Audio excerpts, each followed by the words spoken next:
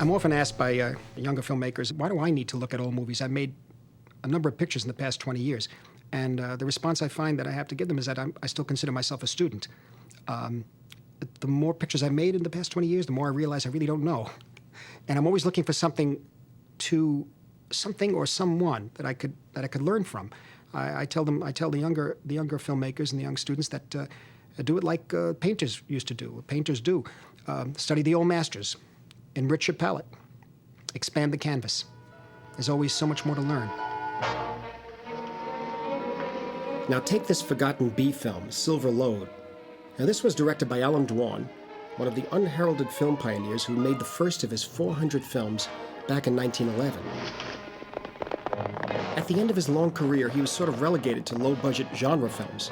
But low-budget or not, watch the beautiful simplicity of the sweeping tracking shots that are literally guiding a desperate John Payne toward his final sanctuary, the town church. Dwan's finest movies featured simple people, pastoral landscapes, and the rural America of a bygone era. But behind the lyrical images of the Old West, Silver Lode suggests the fragility of our democratic institutions. On Independence Day, the day of his wedding, John Payne should be the happiest man in Silver Lode. Instead, he has to fight for his life when he's unjustly accused of a murder and suddenly ostracized by the community. Daringly, the fugitive's bride-to-be convinces the town that he's not guilty by forging a telegram from a U.S. Marshal. McCarty, not what he represents himself to be. Wanted for murder and cattle rustling. So persecuted for the wrong reasons, Payne is pardoned for the wrong reasons. You fixed it, no matter what. You have to remember that this was the era of the blacklists. Shoot 'em all. How many bullets you got left? 2, 3? Political messages had to be smuggled in, cloaked in metaphors. Actually, the name of the villain, played by Dan Duryea, was McCarty. And so a church bell and a fantastic lie saved the day. McCarty's dead. Dan, there isn't much that I can say. But I think I can speak for all of us. We're sorry. You're sorry. A moment ago, you wanted to kill me. You forced me to kill, to defend myself, to save my own life. You wouldn't believe me. You wouldn't believe what I said. A man's life can hang in the balance on a piece of paper.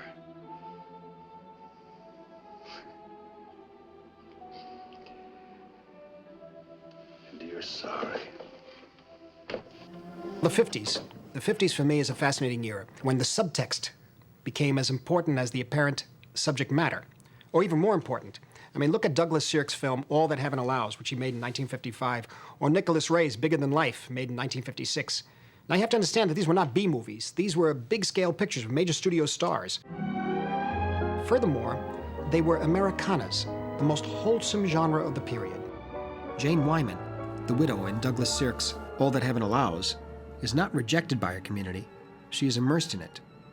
Her world becomes unhinged when she falls in love with Rock Hudson, a much younger man who happens to be her gardener. A spiritual descendant of Thoreau, he represents a solid and serene individualism that seems sadly out of place in the New England of the 1950s. What a beautiful view of the pond. Why, you can see for miles. Mm-hmm. The sun comes up right over that hill. Oh, Do you like it? why, it's unbelievable. Let's take your boots off, huh? Hello, Dan. Hello, Carrie. Hello, Miss Doc. Bidley, Good evening. Mr. Allenby. Yes. Mr. Kirby. How do you do? What's this I hear about your... haven't I seen you somewhere before? Well, Mrs. Humphrey, probably in your garden. I've been pruning your trees for the last 3 years. Yes, of course. Sarah, I really must be going. Excuse me, I'll be right back. Are you saying you don't want to marry Oh, me? no, I'm not saying that. I'm just asking you to be patient. It's only a question of time. Only of time. Well, right now, everybody's talking about us. We're a local sensation. And like Sarah said, if the people get used to seeing us together, then maybe they'll accept us. You mean, we'll be invited to all the cocktail parties. And of course, Sarah will see to it that I get into the country club. I can see that you don't want to listen to anybody's ideas but your own. And I can see that you're trying to make me choose between you and the children. No, Carrie. You're the one that made it a question of choosing. So you're the one that'll have to choose. All right.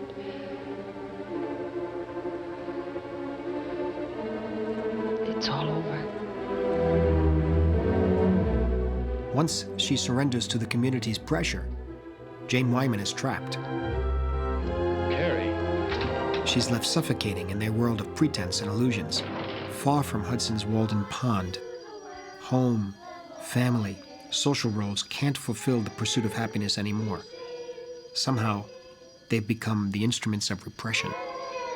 Beneath the surface of the seemingly ideal setting lay a sharp indictment of American small-town life. Both Douglas Sirk and Nicholas Ray stayed within the rules. Their films had the required happy ending, but they hinted at the dangers inherent in conforming to society's conventions. You see, anything indirect is stronger, in many cases at least, because you leave it or you hand it over to the imagination of your audience, you know. And I've always been trusting my audience to have imagination. Otherwise, they should stay out of the cinema. You know, you have to leave something open. Mm-hmm. The moment you start preaching in a film, the moment you want to teach your audience, you're making a bad film. If you can't have a life, settle for its imitation. There's your present now. This is what Jane Wyman receives from her children Please, Gay. as a substitute for her lost love. Mother, Merry Christmas. Merry Christmas, Mrs. Scott. Television, the movie's rival medium in the 1950s, was cast as the ultimate symbol of alienation. All you have to do is turn that dial, and you have all the company you want, right there on the screen. Drama, comedy, life's parade at your fingertips. Like Douglas Sirk, Nicholas Ray offers both the American family in suburbia and the psychotic elements, the convention and the contradictions, the sugar and the poison.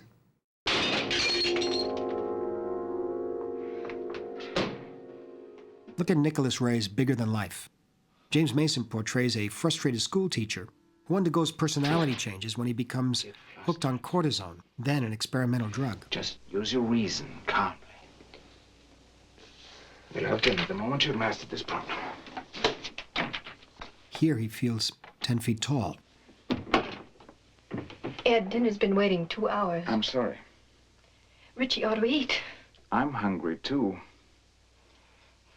Ed, Richie didn't even have lunch. The cortisone acts as a catalyst. It reveals a mental and spiritual dissatisfaction and fuels Mason's growing desire to escape from the dull existence that stifles his soul. Lou, it'll be better for all of us if you clearly understand one thing. I will not tolerate your attempts to undermine my program for Richard. Yes, darling. You got enough not to speak to me in that hypocritical tone of voice. I see through you as clearly as I see through this glass picture. If you imagine I'm going to be fooled by all this sweetness and meekness, yes, darling, no, darling, you're even a bigger idiot than I took you for. Let's clear this up once and for all. I'm staying in this house solely for the boy's sake. As for you personally, I'm completely finished with you. There's nothing left. Our marriage is over. In my mind, I've divorced you. You're not my wife any longer. I'm not your husband any longer. Mason's family goes through hell as he starts questioning every tenet of family life in the 1950s. Momism, Sunday school, Little League sports, and even the egalitarian principles of American education.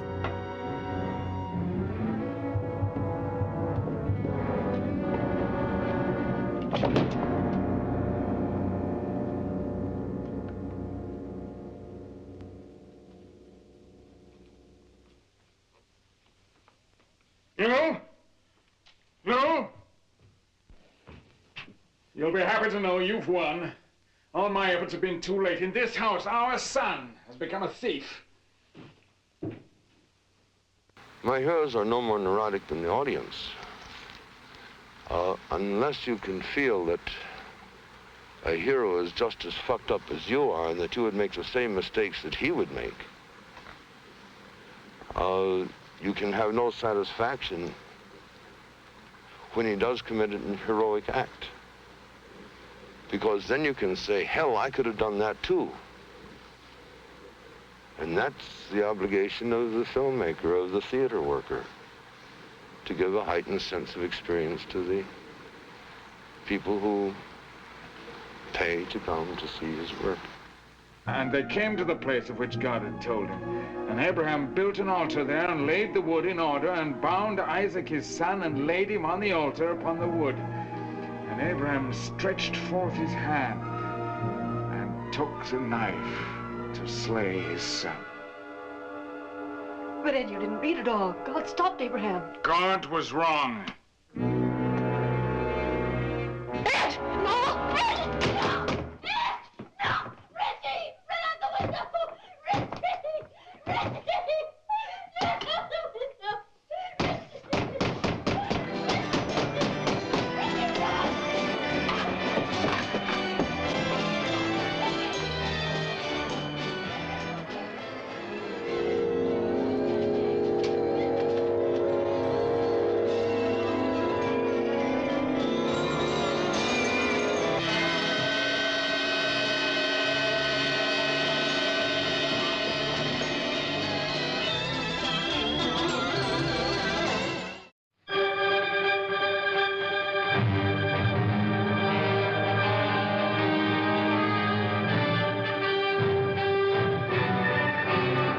Samuel Fuller's characters were no intellectuals. His was a visceral cinema, excessive, explosive. He once defined film as a battlefield. Love, hate, action, death. In one word, emotion. Impact was his main concern. Whether he was dealing with the Old West or Cold War America, his images were bursting with violence and sexual energy.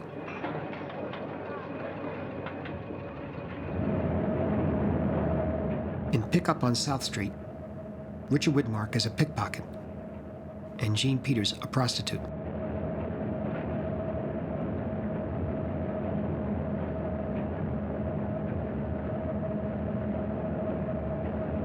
Here, he inadvertently takes a microfilm which communist agents are trying to smuggle out of the country.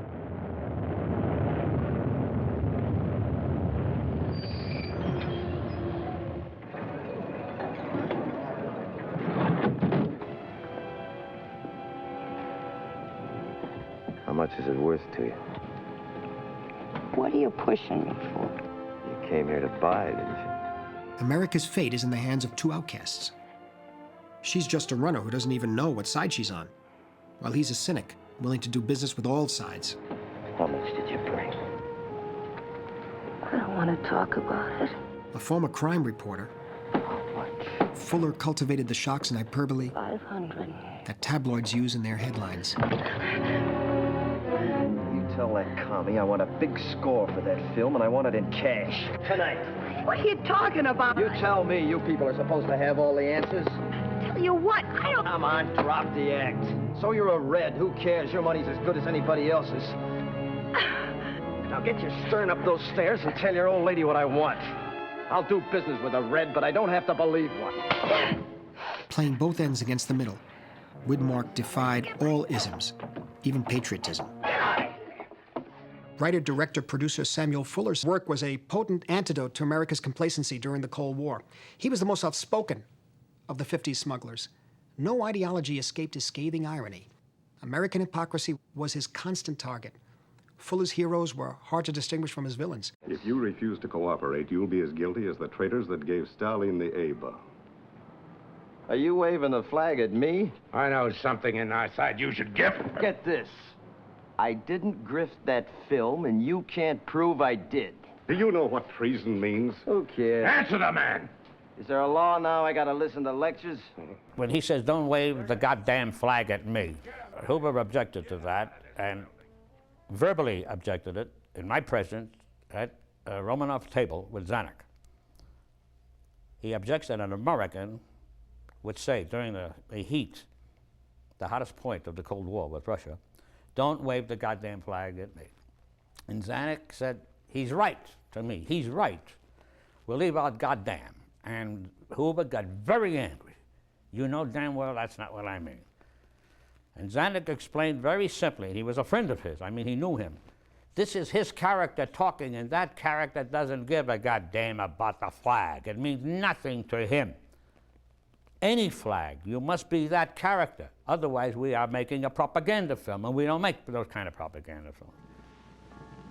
Fuller had found a niche in B films and genre pictures, but when the studio system collapsed, he was relegated to low-budget, independent productions. He had no money, no stars, and only minimal sets. But out of these limitations emerged an outstanding film, Shock Corridor. A journalist pretends to be a madman in order to investigate a crime that took place in a mental hospital. But instead of winning the Pulitzer Prize, he goes mad.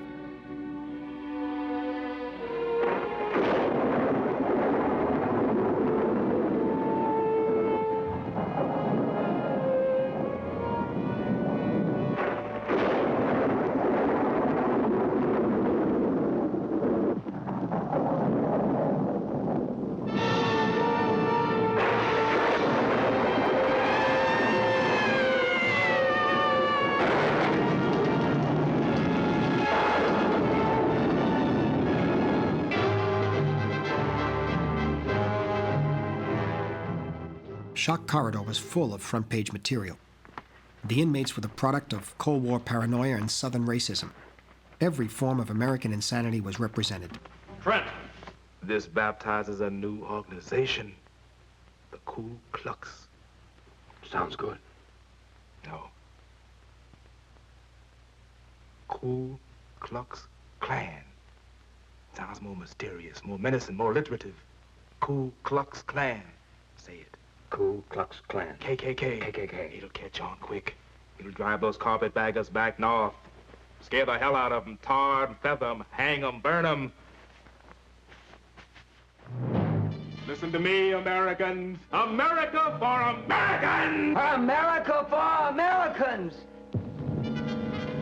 Keep our schools white! Keep them white! That's right! Keep them white! I'm against Catholics! Hallelujah, man! Hallelujah! Against Jews! Hallelujah! Hallelujah! Hallelujah! Against niggers! Hallelujah! Hallelujah! Against niggers!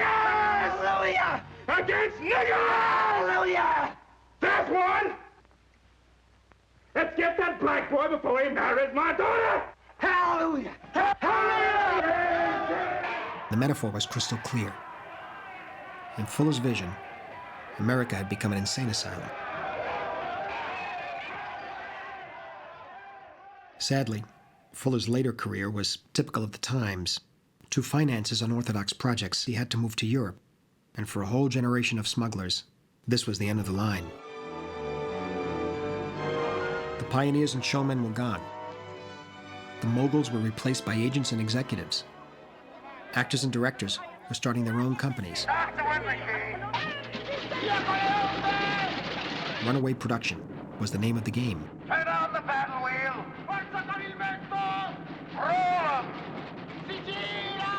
To make films, you had to go to London, Paris, Madrid, Rome. A film like 2 Weeks in Another Town captured the desperation of the times.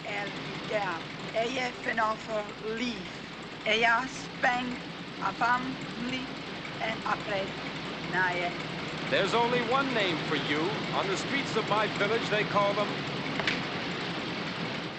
Welcome to Hollywood on the Tiber. You are behind schedule. I need 2 weeks to finish shooting this picture. You give me 2 extra weeks and I'll give you a Maurice Kruger picture. Don't you want the best movie you can get? No. Don't you have any pride in what pictures you put your name on? No. Turn that off and get out. I want to get some sleep. Lucino, you international peddler. Take a good look at a movie that was made just because we couldn't sleep until we made it. Ironically, 2 Weeks in Another Town was the sequel to The Bad and the Beautiful. Laugh the way he would have laughed. That's not a god talking, Georgia. That's only a man. Both films were directed by Vincent Minnelli, produced by John Houseman, and starred Kirk Douglas. But in 10 years, from 1952 to 1962, the industry had undergone tremendous changes, and 2 Weeks in Another Town was a startling mirror of Hollywood's decline.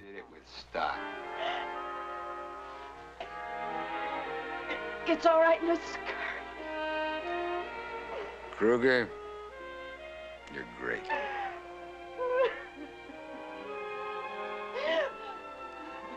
I was great. The golden age was over, and for many a veteran director, this was a painful period of anguish and self-doubt. Who in his right mind would expect me to settle for you? A worn-out, dried-up, whining, meddling old hag? My lawful wedded nightmare. Frustrated and stupid. Sticking your fat nose into everything, day and night. Clara. Clara.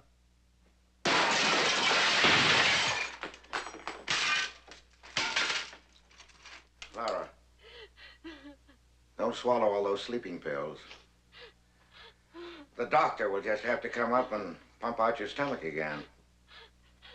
You know how sick that makes me. Oh,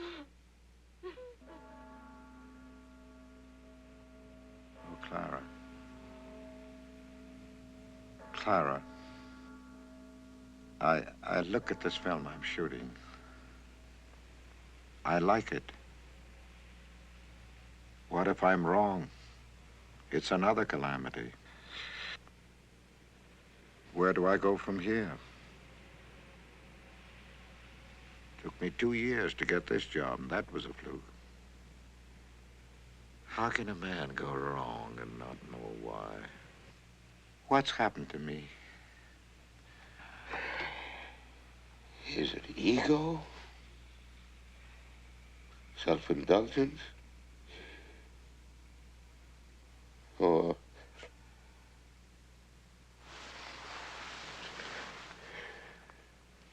am I just plain afraid? Oh, my poor... I've seen the film you're shooting, and it's beautiful. It's beautiful.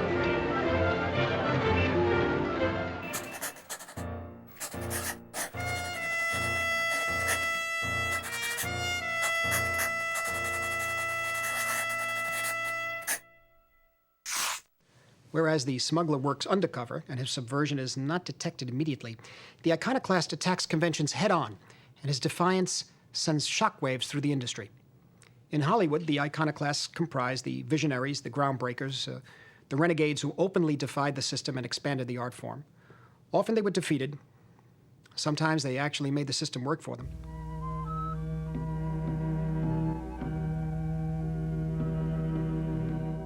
Hollywood has always had a love-hate relationship with those who break its rules, extolling them one moment, burning them the next.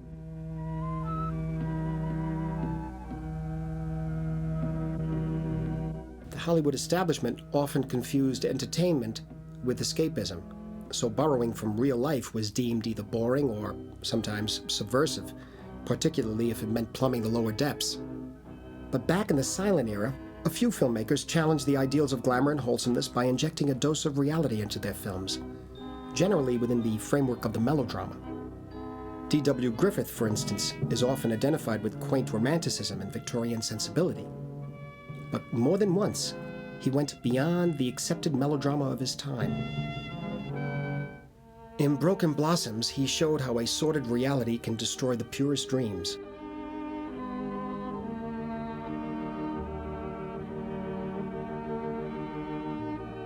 This was the most delicate interracial romance. Physical and spiritual suffering is what unites Lillian Gish, the waif battered by her boxing father, and Richard Barthelmess, the young Buddhist who lost his religious fervor in the slums of London. Their bodies, like their souls, are bent or stunted. Both are broken blossoms.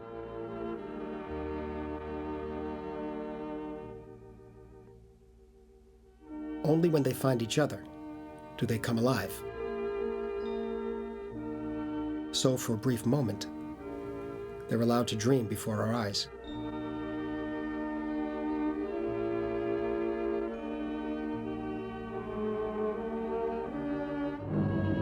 But when the racist father discovers the situation, bigotry is exposed in its rawest form. Sweetness and compassion turn to fury and savagery.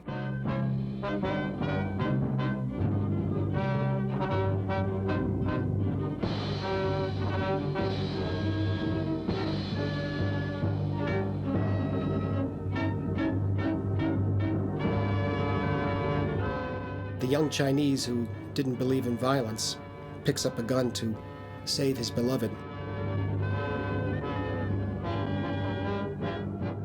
He'll come too late.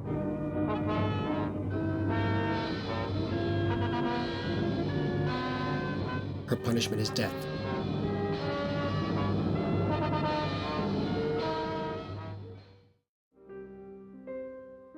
Erich von Stroheim was the most outrageous of the iconoclasts, and he fell the hardest. The Wedding March is a fairy tale, but a tragic one, with Fay Wray, a poor musician's daughter, as Cinderella, and Stroheim, the scion of an aristocratic family, as her Prince Charming.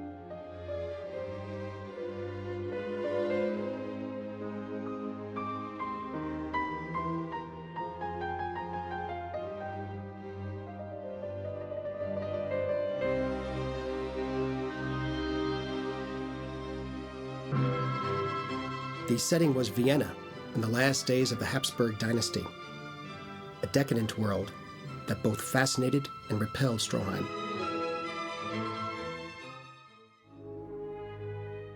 The city of waltzes and operettas was a pigsty.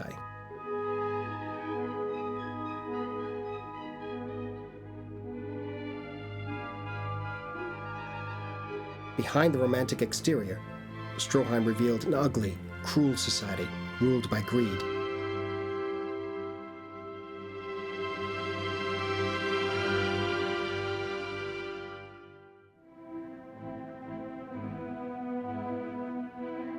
The apple blossoms offered a brief refuge, but they were an illusion. Innocence was doomed from the start. Stroheim's heroines were no Madonnas. Like their male counterparts, they were always endowed with strong sexual desires. What Stroheim was after was a more honest depiction of human relationships.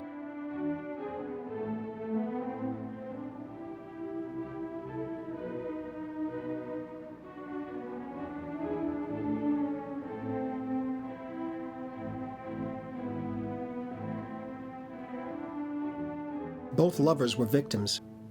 The young girl who surrendered her soul, and the prince who had not yet been corrupted by the hypocrisy of his milieu.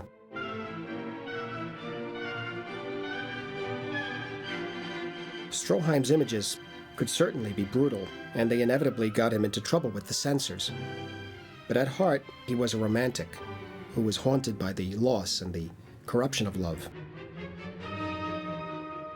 Rather than indulge in the splendors of imperial Vienna, he exposed its moral squalor. The young prince's father, a ruined aristocrat, strikes a deal with a rich merchant who's desperate to marry off his crippled daughter.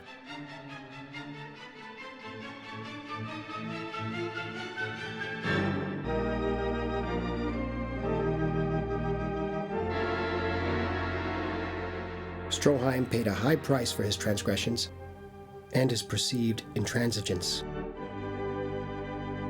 The very qualities that made him a great artist undid him. He was dubbed a megalomaniac and ended up losing control over most of his projects. They would all be eventually truncated or disfigured, all fragments of a broken vision.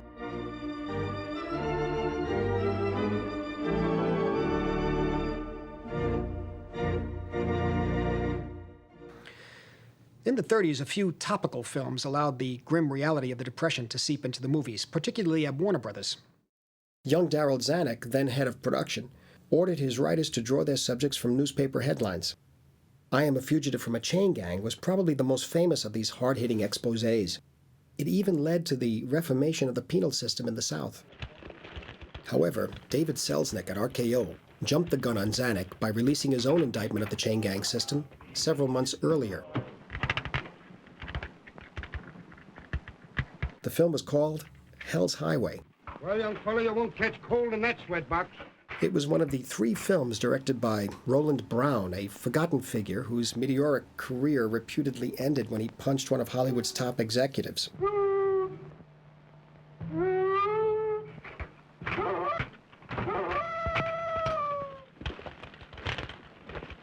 Carter's dead. Strangled to death in the sweatbox. The contractor says the boy committed suicide. Carter's dead. Carter's dead. Carter's dead. Somehow, Roland Brown's audacity epitomized the pre-code era. Those are the tumultuous years before rigid censorship rules known as the Production Code came into effect. Where's Carter? Yeah, where is Carter? Where's Carter? Where's Carter? Right there! A convicted bank robber, Richard Dix is one of the forgotten men of the Depression. His rebellious behavior is justified by the appalling conditions at the prison camp. His desperation reflects that of the country. Well, why don't you start? The World War I veteran was once an all-American hero. Social consciousness sparked Warner Brothers' stark dramas, films like William Wellman's Wild Boys of the Road and Heroes for Sale. Well, I have to get to my aunt's in Chicago some way, and this is the only way I can do it. Well, don't your folks mind? My mother's dead. And we got a big family. With me gone, it means just one less mouth to feed. That's why he was kind of glad to see me go. Wild Boys of the Road was about teenagers who'd been forced to leave home to find work because their parents lost their jobs in the Depression. Railroad dicks constantly harassed and abused them. The social and political context was painted in rather broad strokes, but the dramas were contemporary, urgent, gripping. Wild Bill Wellman had a natural feeling for the vagabond life, for the homeless youngsters and their battles with authority. His sympathy lay with the outcasts and with the rebels.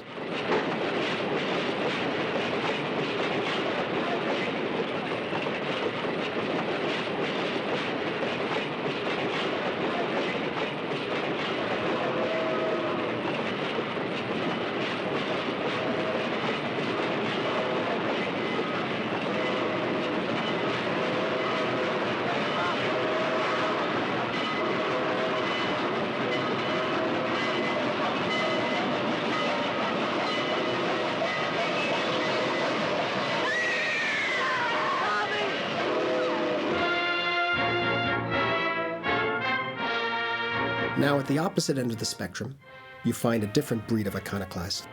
Baroque stylists such as Joseph von Sternberg. Like Stroheim, Sternberg demanded total control over all aspects of his productions. But his was a voluptuous, dreamlike, supremely artificial world, lovingly composed on the Paramount sound stages. Sternberg's radical stylization proved as provocative as Stroheim's extreme realism. Each film became a ceremonial with the director orchestrating the most elaborate, erotic rituals around his star, Marlene Dietrich. Of the 7 films Sternberg made with Dietrich, The Scarlet Empress was the most baroque and the boldest in its depiction of erotic manipulation, as it traced the transformation of an innocent Prussian princess into Catherine the Great, the Empress of Russia. The woman you adore is quite close to you, isn't she? Catherine, I love you. Worship you. As the heroine quickly discovered, political power and sexual power were inseparable. Her battles were waged in the bedroom, as she learned the art of choosing and changing lovers at the right time.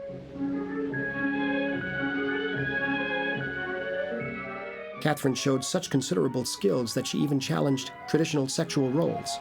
Behind the mirror, as you know, there's a flight of stairs. Down below, someone is waiting to come up. Will His Excellency be kind enough to open the door for him carefully so that he can sneak in?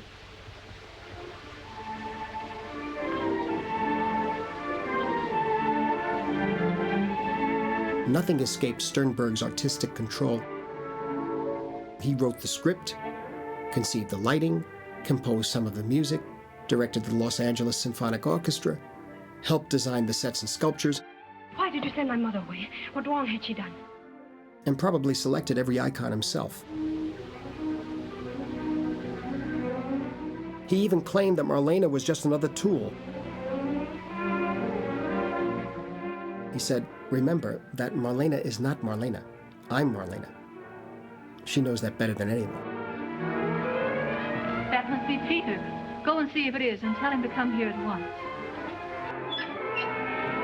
Your Imperial Highness, Her Majesty wishes to see you at once.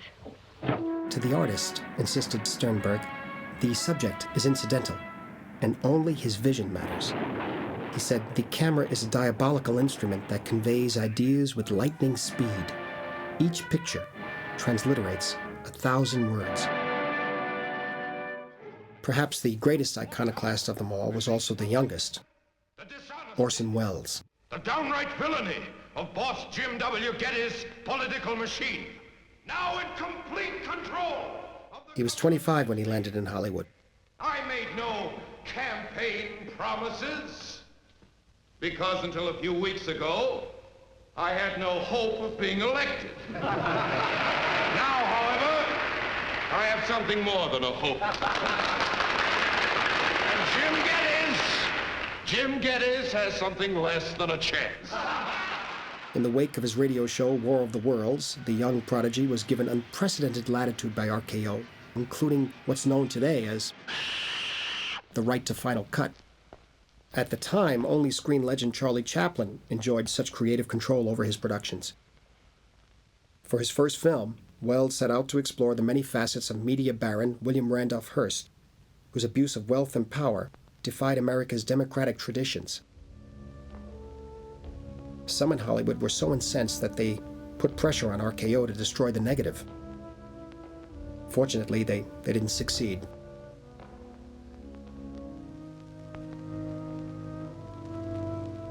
Welles was like a young magician, enchanted by his own magic. In fact, the most revolutionary aspect of Citizen Kane was its self-consciousness. The style drew attention to itself.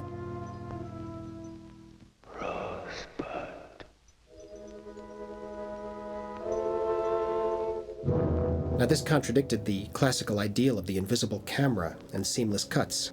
Welles used every narrative technique and filmic device: deep focus, high and low angles, wide-angle lenses. "I want to use the motion picture camera as an instrument of poetry," he said. And somehow Welles's passion for the medium became the great excitement of the piece itself.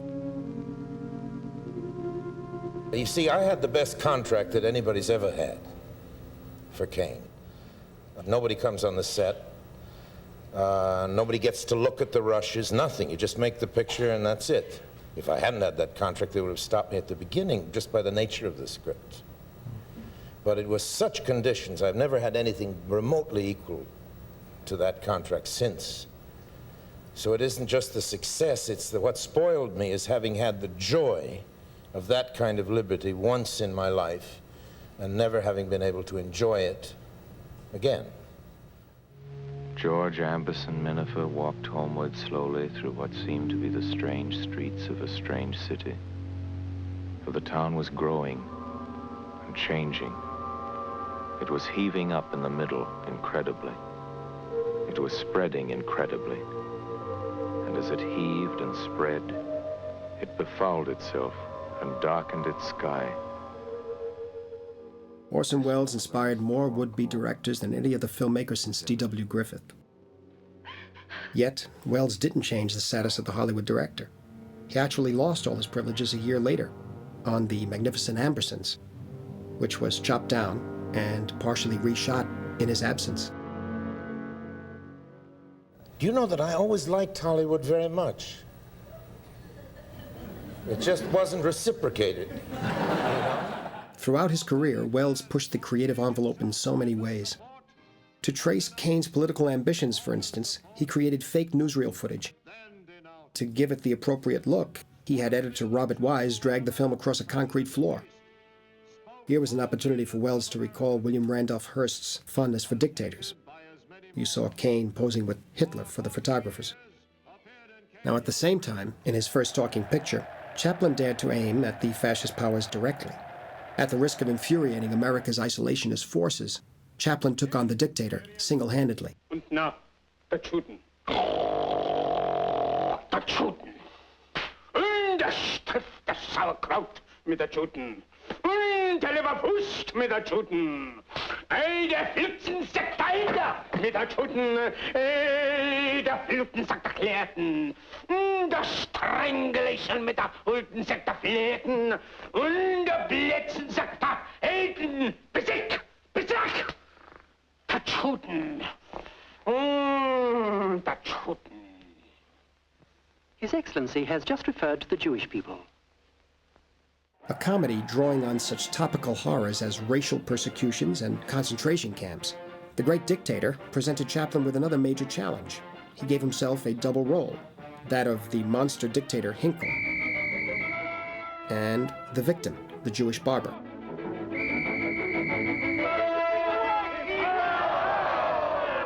Of course, even the renegades like Chaplin and Welles had to work around the censors. The content of American films was still strictly controlled. Adult themes and images were too often curtailed or suppressed. But after World War II, audiences wanted pictures to be truer to life. A few of our filmmakers started challenging the rules. Hey, Stella! You put that howling down there and go to bed. Joyce, I want my clothes out here. You shut up. Ilya Kazan led the assault. Hey, Stella! Hey, Stella!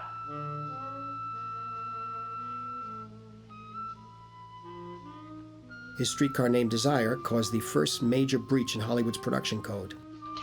Wouldn't mix in this.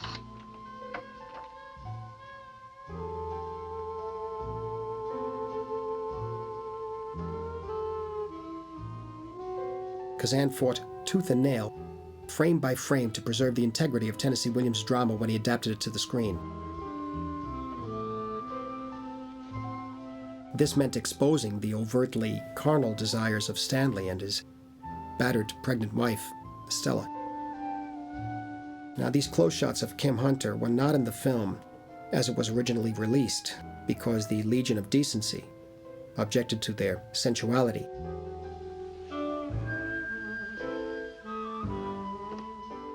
The studio decided to cut them and replace the jazz score with more conventional music.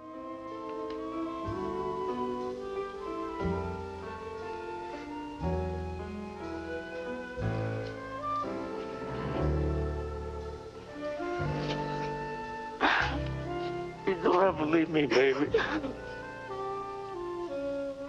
The camera is more than a recorder. It's a microscope.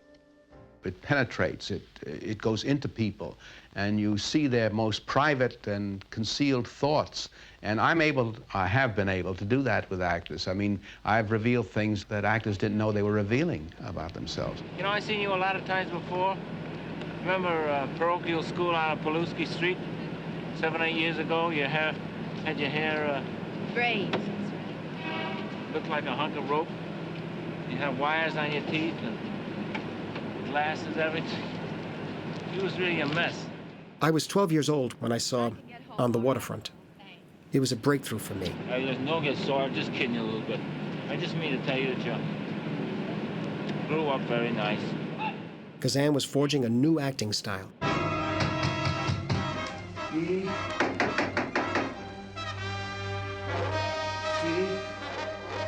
It had the appearance of realism, but actually, it revealed the natural behavior of people and the truth in that behavior that I'd never seen before on the screen. Stay away from me! Brando, Kazan said, was the only actor I could describe as a genius. He had that ambivalence that I believe is essential in depicting humanity. Come on, please, open the door, please. Both strength and sensibility. I want you to stay away from me. I know what you want me to do, but I ain't gonna do it, so forget it. I don't want you to do anything. You let your conscience tell you what to do. Shut up about that conscience, that's all I've been hearing. I never mentioned the word before. You just stay away from me. Edie, you love me. I want you to Didn't say I didn't love you. I said stay away from me. I want you to say it to me. Stay away from me.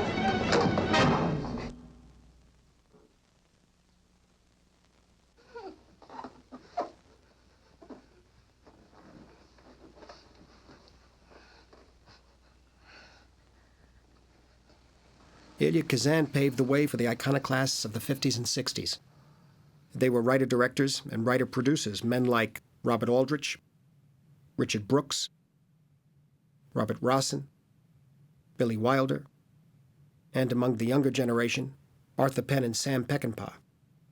They all defied the guardians of public morality by daring to tackle controversial issues like racism, inner-city violence, juvenile delinquency, homosexuality, war atrocities, the death penalty.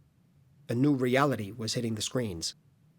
I think producer-director Otto Preminger did more than anyone else to bring about the demise of the production code. His crusade against censorship led him from The Moon is Blue, a comedy about professional virgins, to Advise and Consent, which exposed political corruption in Washington and even showed gay bars.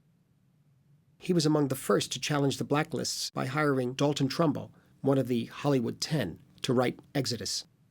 One of Preminger's most important victories was scored when he made the film The Man with the Golden Arm, probably the first honest depiction of drug addiction on American screens. Here's Frank Sinatra in one of his most memorable performances as a heroin addict going through withdrawal.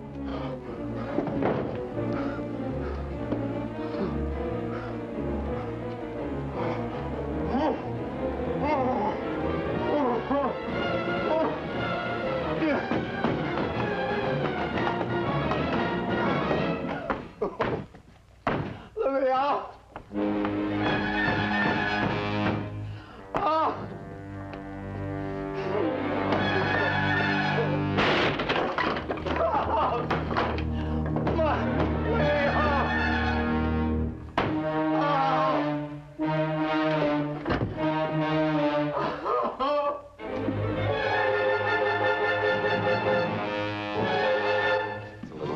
Don't try to come back or I'll throw you out again. Alexander McKendrick's Sweet Smell of Success exposed a different kind of addiction, the addiction to power. I love this dirty town. The arena was Broadway, with Burt Lancaster portraying J.J. Hunsaker, the master manipulator. In Clifford Odeth's and Ernest Lehman's screenplay, the formidable newspaper and radio columnist was to show business what Senator McCarthy was to Cold War politics. His fear and intimidation tactics made him a national institution, but his ruthless world flickered in a moral twilight.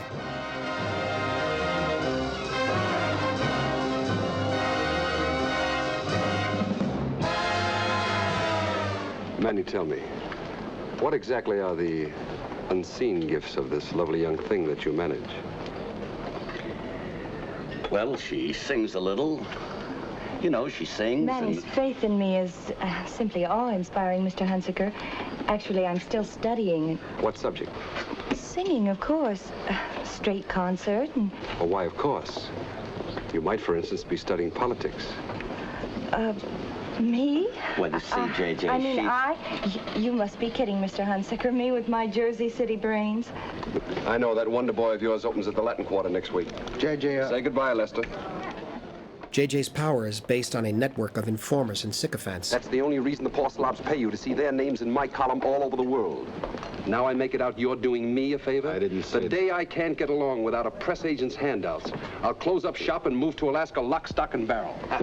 Sweep out my igloo. Here I come. Look, Manny, you rode in here on the senator's shirt tail, so shut your mouth. Now come, JJ. That's a little too harsh. Anyone seems fair game for you tonight? This man is not for you, Harvey. And you shouldn't be seen in public with him. Because that's another part of a press agent's life. They dig up scandal about prominent people and shovel it thin among columnists who give them space. There seems to be some illusion here that escapes me. We're friends, Harvey. We go as far back as when you were a fresh kid congressman, don't we? Why is it that everything you say sounds like a threat? Maybe it's a mannerism, because I don't threaten friends. But why furnish your enemies with ammunition? You're a family man, Harvey, and someday, God willing, you may want to be president. And here you are, out in the open, where any hep person knows that this one is toting that one around for you. Are we kids or what? Next time you come up, you might join me on my TV show. Thanks, JJ, for what I consider sound advice. Go thou and sin no more.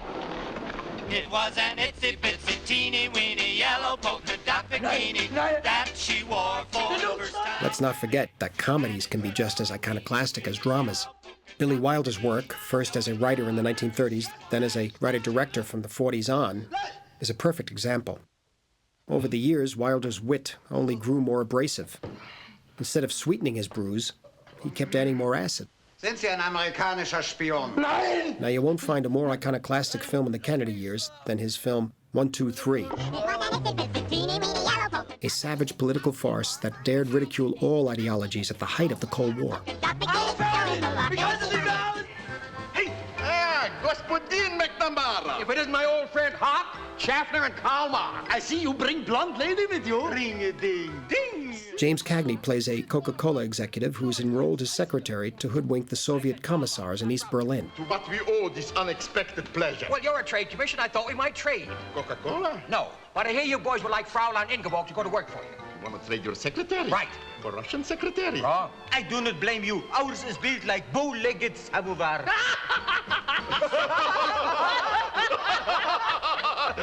We find proposition very interesting. Now, what can we offer you? Actually, all I want from you is a small favor. Small favor, big favor, anything. There's a guy named Otto Ludwig Piffel. He's being held by the East German police. For what reason? Son of a gun stole my cuckoo clock. You want cuckoo clock back? Wrong. You want Piffel back? Right. Impossible, my friend. We cannot interfere with internal affairs of Sovereign Republic of East Germany. No Piffel, no deal. Let's go, Ingeborg. Wait! What is the hurry? You're not giving us a chance. It's the old Russian proverb. You cannot milk cow with hands in pockets. Herr Ober! Vodka! Caviar! Herr Kapellmeister! More rock and roll!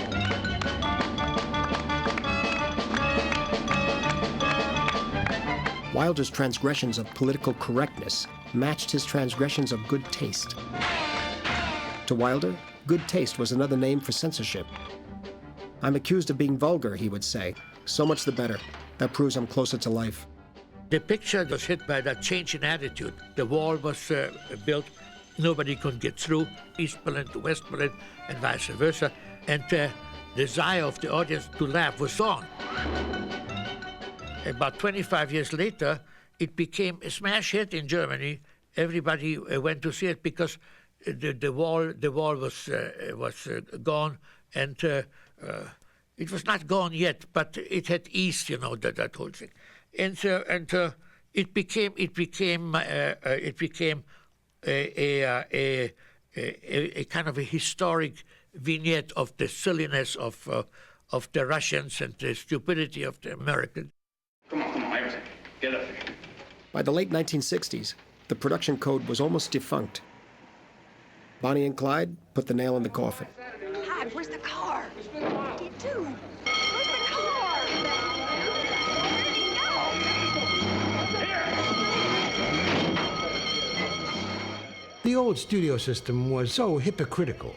They were constantly fearful of being accused of instilling in youth the glory of the outlaw, so that they had these rules, for instance, that you couldn't even fire a gun in the same frame with somebody getting hit. You had to have literally a film cut in between.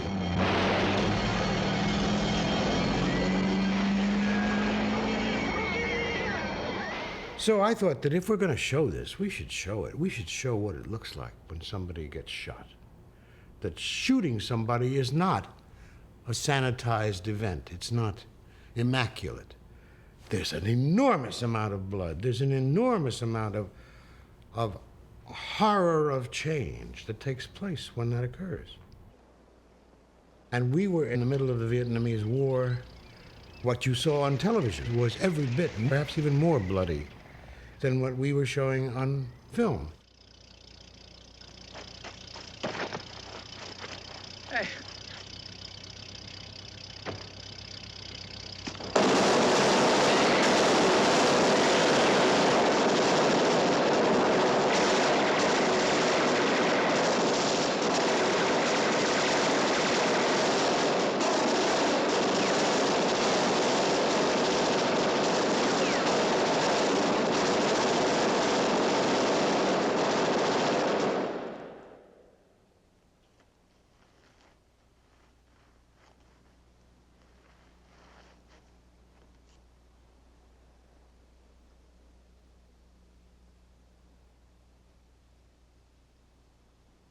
The production code didn't survive the late 60s. Bonnie and Clyde and the Wild Bunch disposed of it.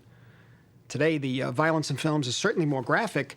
The last frontier may be sexuality, and beyond sexuality, the complexity of the human psyche. This is the territory that Stanley Kubrick's been mining in his films.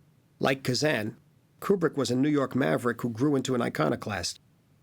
He emerged from independent production and film noir to create his own unique, visionary worlds.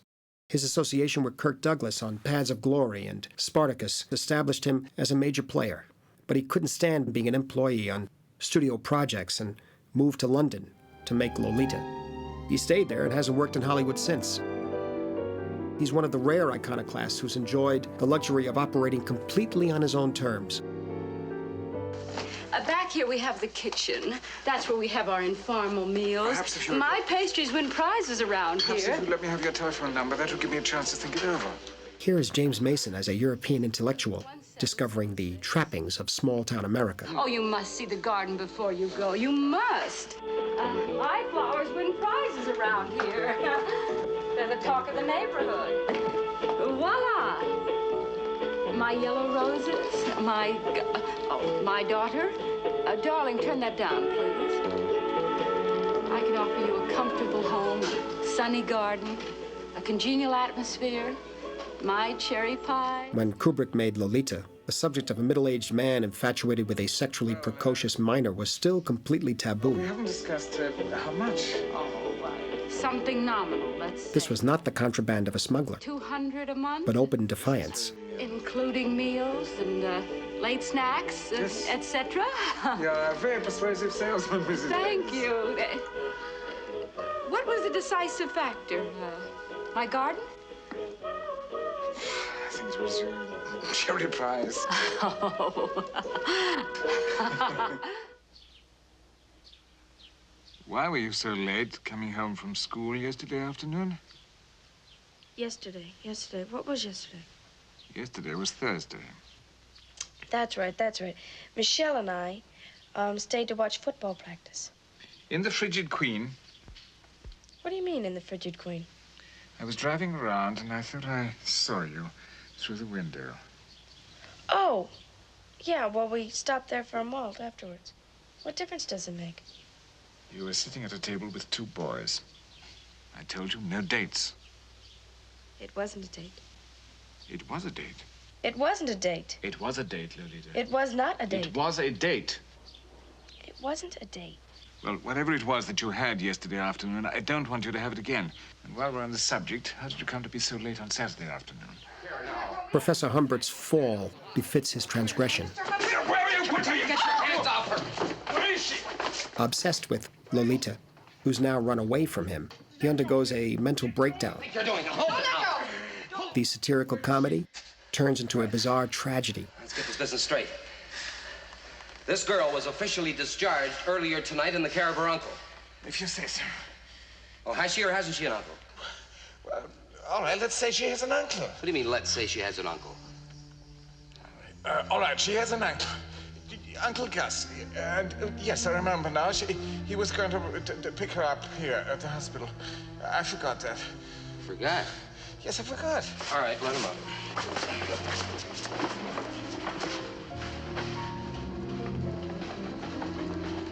She didn't by any chance leave any message for me. Oh, I suppose not.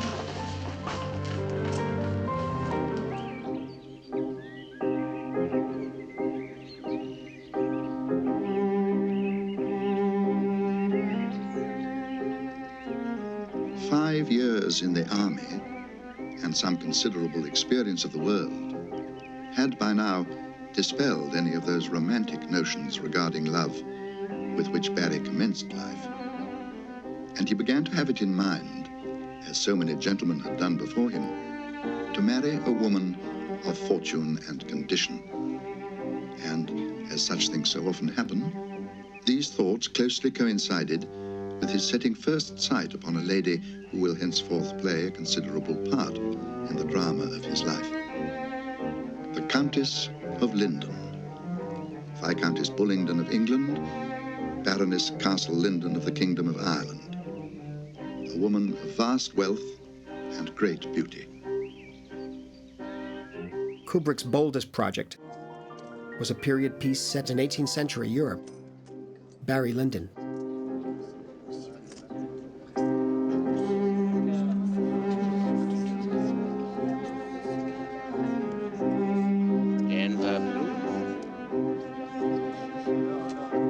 He broke new technical ground, having special lenses manufactured to capture the glow of the candlelit mansions of the aristocracy. Instead of a picaresque tale, Kubrick offered another grim journey of self-destruction, the rise and fall of an opportunist.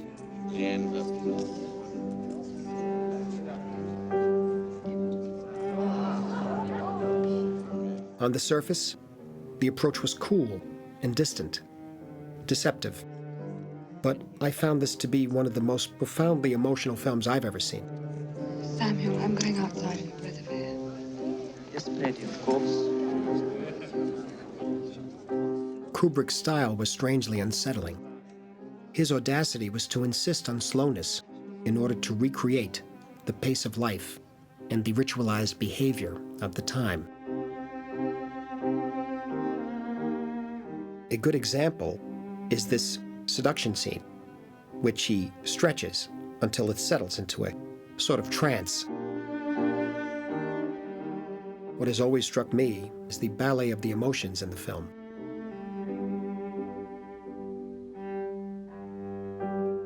Watch the tension between the camera's movements and the character's body language, orchestrated by the music in this scene.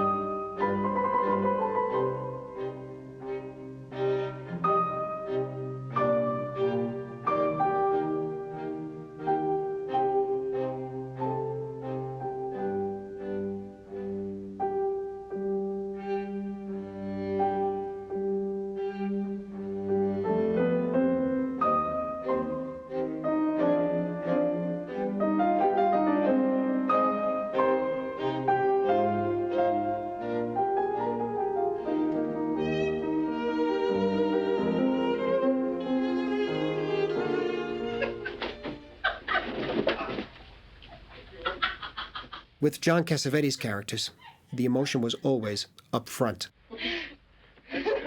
It was at once their cross and their salvation.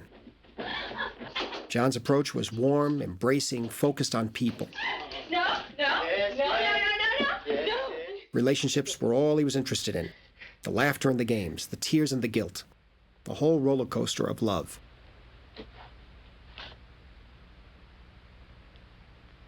A middle-class housewife in despair over the failure of her marriage has been picked up by a young man. She takes him home for the night. The next morning, he finds her comatose.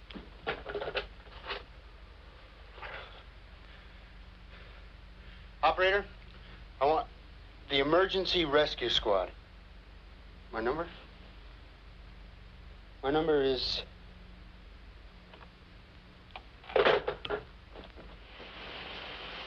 Come on now, drink this, damn it!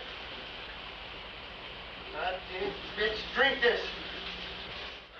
Come on now, don't go back out. Cassavetes embodied the emergence of a new school of guerrilla filmmaking in New York. His films were literally made on the credit plan. John was fearless, a true renegade, setting up one psychodrama after another with the complicity of a whole close group of actor friends. He insisted on having fun when making films, while looking for some kind of truth, maybe even a revelation. No, you gotta stay awake. Please. I don't want you to die.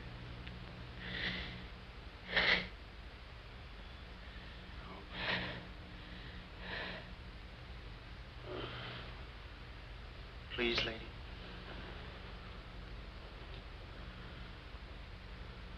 You gotta stay awake. You gotta stay awake. To have a philosophy is to know how to love. You gotta stay awake. And to know where to put it. Because you can't put it everywhere. You've got to be a priest saying, yes, my son, or yes, my daughter, bless you. But people don't live that way. They live with anger and hostility and problems and lack of money, lack of, tremendous disappointments in their life. So what they need is a philosophy. What I think what everybody needs is a way to say, where and how can I love? Can I be in love so that I can live? So that I can live with some degree of peace. And so that's why I have a need for the characters to really analyze love, discuss it, kill it, destroy it, hurt each other, do all that stuff in that war, in that word polemic and picture polemic of what life is. And the rest of the stuff really doesn't interest me, It may interest other people, but I have one-track mind. That's all I'm interested in, is love.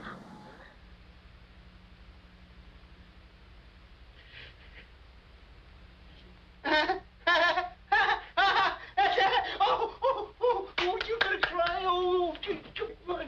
Come on, Adam. I didn't want to hit you, but don't go to sleep on me. Oh, come on now, cry. That's it. That's life, honey.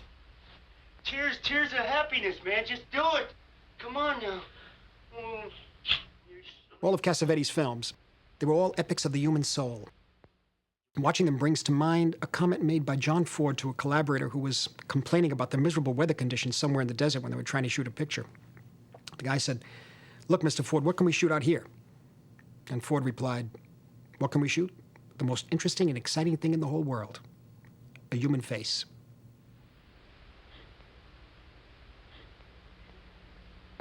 You want some coffee?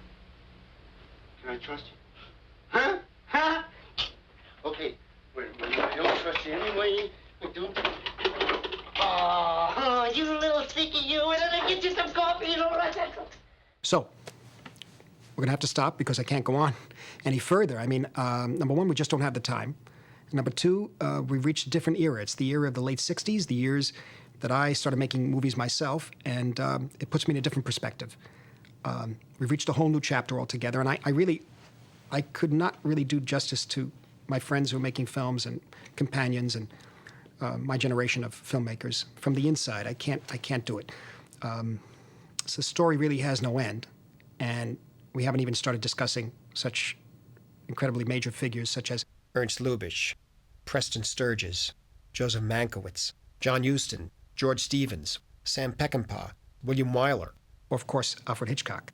But fortunately, they've been celebrated in so many ways, in so many books and articles, and in some absolutely wonderful shows. Documentaries about film are becoming a genre in themselves, thanks to Kevin Brownlow and David Gill's invaluable 13-hour series about Hollywood and its silent era, just the silent film alone, 13 hours. Peter Bogdanovich's film, directed by John Ford, Richard Schickel's series, The Men Who Made the Movies, and so many British and French portraits of filmmakers. So many directors have inspired me over the years.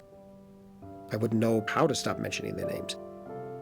We're indebted to them, as we are to any original filmmaker who managed to survive and impose his or her vision in a very competitive profession.